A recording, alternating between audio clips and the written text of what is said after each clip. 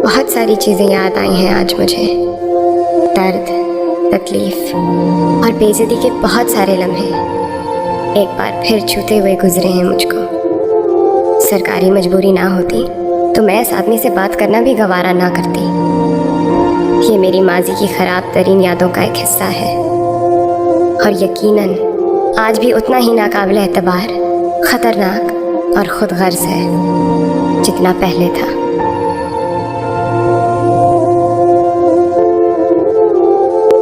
अम्मी को लगता है मैं नाशुक्री हूँ और मेरी समझ में नहीं आता कि मैं उन्हें कैसे समझाऊं कि मैं नाशुक्री नहीं हूँ, हकीकत पसंद हूँ।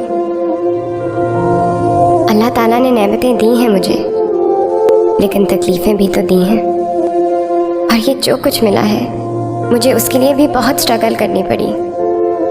कोई आसान सफ़र नहीं है। अम्मी मेरी शादी करना चाहती हैं और मैं नहीं चाहती कि बदकिस्मती का वो दरवाज़ा अपने लिए खोलूं जिसको मैं बड़ी मुश्किल से बंद कर पाई हूँ। अम्मी को लगता है सिद्रा को इतना अच्छा शौहर मिल गया है तो मुझे भी मिल जाएगा। अम्मी ये भूल जाती हैं कि सिद्रा हमेशा से खुशकिस्मत रही है। उसे मेरी तरह नौकरियों के लिए धक्के नहीं खाने पड़े। आराम से घर बैठे इतने अच्छे ख़ानदान में शादी हो गई, इतना अच्छा और काबिल शौहर मिल गया। ज़िंदगी मुझे कुछ भी प्लेट में रख कर नहीं पेश करती। मेरे लिए हर चीज़ में मुसीबत पहले होती है, आसानी बाद में। इसलिए मैं तो कभी शादी नहीं करूँगी।